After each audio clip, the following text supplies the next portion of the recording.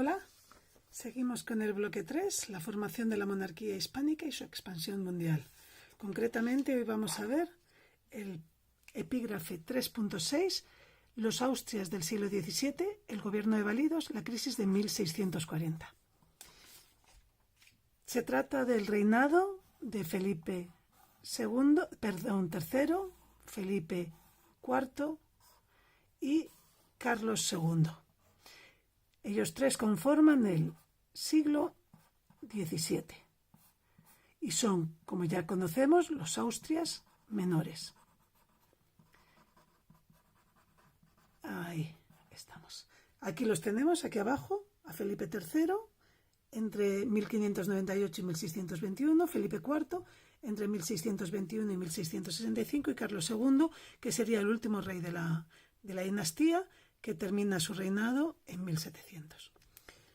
Vamos a estructurar el epígrafe en tres partes. La primera vamos a caracterizar de forma muy somera el reinado de los Austrias menores, concretamente a través del gobierno de sus válidos. Después hablaremos del reinado de Felipe III y de su proceso de pacificación. Y por último nos centraremos en el reinado de Felipe IV y la crisis de 1640. Puede decirse que el siglo XVII se caracteriza por un aumento del poder real, concretamente del absolutismo. Carlos V o Carlos I de España y Felipe II habían tenido secretarios que les ayudaban en las tareas administrativas. Pero la novedad ahora con sus sucesores, los Austrias menores, va a ser la tendencia de los reyes a dejar la responsabilidad del gobierno en manos de los ministros, de unos ministros todopoderosos llamados válidos. No tenían por qué tener ni tan siquiera esa función, eran amigos del rey, eran personas de toda confianza y acaparaban todo el poder. Eran en cierto modo un poco el colchón para proteger también la figura del rey. Hay que tener en cuenta que también se había complejizado enormemente el gobierno del imperio. Bueno, vamos a empezar con el primero de los monarcas, concretamente con Felipe III y su válido, el duque de Lerma. Con Felipe III gobernaron primero el duque de Lerma, que era un hombre, aquí está, un hombre de una ambición absolutamente desmedida, no paró hasta enriquecerse a él mismo y a todos los suyos, y tampoco paró en hacer nada que estuviera a su alcance para ello. Y luego, cuando el escándalo fue mayúsculo, fue sustituido por su hijo, el duque de Uceda, pero que siguió evidentemente sus pasos.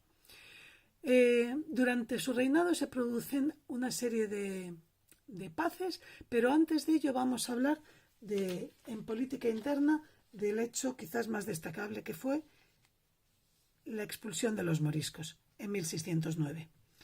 En 1609 se expulsa de forma genérica de todo el país a más de 300.000 moriscos. ¿Quiénes eran los moriscos, por cierto? Pues sí, eran aquellos antiguos musulmanes que se habían convertido al cristianismo de manera forzada. Esto ocurría durante todo el siglo XVI y en el XVII. Estamos ya en el extremo a principios del siglo XVII y la situación es cada vez más difícil con ellos. En cualquier caso, como digo, de todos los puertos de España acaban saliendo hacia África, algunos hacia Francia también, estos moriscos en 1609. Las razones de esta medida tampoco se entienden del todo, probablemente para compensar en estos momentos también el número de paces que estaba firmando y que podía dar una imagen de debilidad del monarca en Europa. Bueno, en cualquier caso, esta medida agravó la situación, la gravísima crisis demográfica que estaba sufriendo en este momento España, y también contribuyó enormemente a hacer más grande la crisis económica que agravaba o que sufría Castilla desde finales del siglo XVI. Pero estas, como digo, no fueron las únicas medidas que tomó el monarca, ya que también llevó a cabo una serie de paces. Empecemos por la paz de Londres, que desde el enfrentamiento con Felipe II en 1588 y la derrota de la Armada Invencible, pues todavía no habían encontrado paz. A la muerte de Isabel se hace más fácil y se aprovecha a firmar.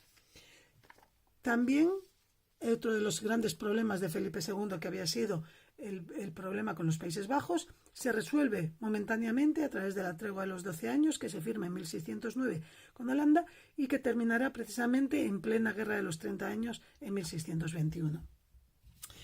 En cualquier caso, el problema de estos territorios no terminará hasta la época de Felipe IV, con el Tratado de Münster en 1648, dentro del sistema de tratados de la Paz de Westfalia. Vamos a ver, empezaríamos o veríamos que con Felipe IV, que sería nuestro siguiente monarca,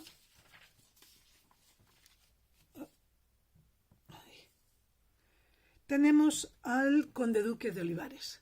El conde-duque de Olivares es su valido, pero al mismo tiempo hay que decir de él que fue un trabajador incansable, no tuvo reparos en utilizar todos los medios a su alcance para justo lo contrario que había utilizado el duque de Lerma, que era para hacer las reformas necesarias para superar la crisis en que había caído Castilla, por la política imperialista que se venía dando desde el siglo anterior. En este contexto también tendríamos que señalar la labor de los arbitristas. Vamos a ver si aquí se ve mejor. Sí. Entre los que, bueno, aquí simplemente he traído uno de ellos, Luis de Mariana, pero eran unos cuantos más. Tenían como objetivos una serie de exigencias para intentar las reformas que se llevarían a cabo posteriormente. Estas reformas se dirigirían a, como vemos aquí, a mejorar la distribución del gasto del Estado en todos los reinos, sobre todo para descargar a Castilla, que estaba agotada y despoblada, porque era quien realmente había estado contribuyendo continuamente a esa política imperialista en la que mencionamos. En segundo lugar, disminuir el gasto público. En tercer lugar, estimular la agricultura y la industria. Y por último, reducir el número de monasterios, que eran gravosos y tampoco producían nada.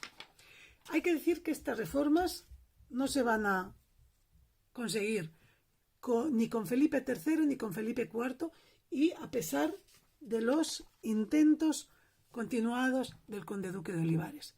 ¿Qué había o por qué no se llegaron a producir estas reformas? Pues debido fundamentalmente a los intereses de los numerosos reinos, también a las dificultades políticas que pusieron estos y también a las guerras que disparaban continuamente el gasto. Los intentos, como digo, por mejorar la distribución del gasto chocaron sobre todo con las leyes proteccionistas de la Corona de Aragón, que no quería de ninguna manera sufragar los gastos de las tropas fuera de sus reinos. No entendían que formaran parte de esa política imperialista que se empeñaba una y otra vez en llevar a cabo la monarquía a través de Castilla. Y además también chocaron con el temor a que Olivares, el conde-duque de Olivares, acabara con las leyes y los fueros de la Corona de Aragón, imponiendo las castellanas. De esta manera, la situación se va a agravar, vamos a ver aquí, a lo largo del reinado de Felipe IV, y va a haber numerosos estallidos que comienzan en 1640 con lo que será la crisis de 1640, ahora la veremos más en detalle, en concreto en Cataluña y en Portugal, pero como vemos por todos los territorios de la Corona de Aragón sobre todo, y en Castilla también hubo numerosas protestas y numerosos levantamientos. Vamos a ver quizás el más llamativo, el que se produce en la Corona de Aragón, en el levantamiento de Cataluña en 1640, el conocido también como el Corpus de Sang. Este estuvo dirigido por Paul Claris y estuvo sufragado y ayudado por Francia, la monarquía francesa. Tras 12 años de rebelión, desde 1640 a 1652, y tras la muerte de Clarís, muchos catalanes ya estaban muy cansados del desorden que se había producido en el reino, y también, en cierto modo, de haber cambiado la obediencia que hasta ese momento habían tenido hacia Madrid por la obediencia que en estos momentos tenían hacia Francia, ya que los Borbones eran una monarquía centralista que exigía el absoluto la obediencia de sus distintos departamentos.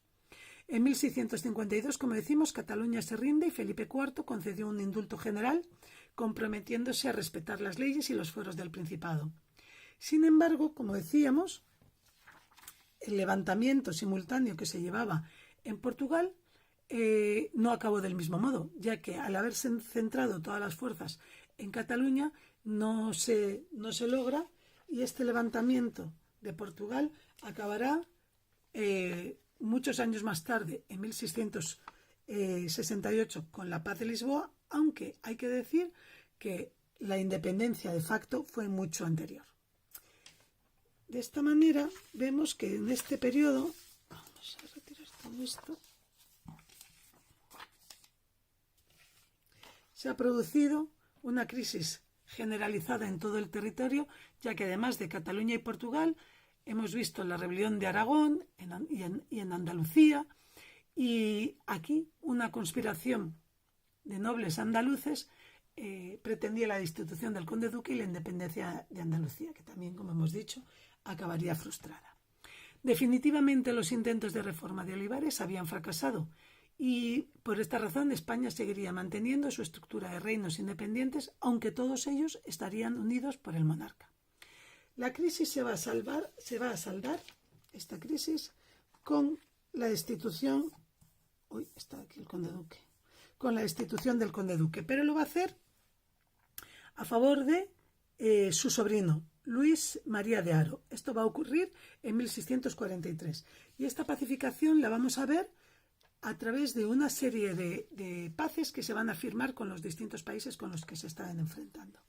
En primer lugar, con Holanda, la paz de Westfalia, dentro del contexto de la paz de Westfalia, la habíamos visto antes, la paz de Münster en 1648. Más tarde, porque España no se sometería tan fácilmente, con Francia, la paz de los Pirineos en 1659. Y por último, en tercer lugar, también la hemos visto, la paz con Portugal en el Tratado de Lisboa de 1668. Todas estas paces acabarían con la hegemonía española en Europa, y además la crisis económica que venía sufriendo durante todo el siglo XVII y el agotamiento de Castilla, que sufragaba toda esta política imperialista que hemos visto, acabó también con una situación muy complicada que coincidiría con el final de la dinastía de los Habsburgo en la persona de Carlos II, y que veremos en un próximo epígrafe. Por ahora ya hemos terminado. Muchas gracias.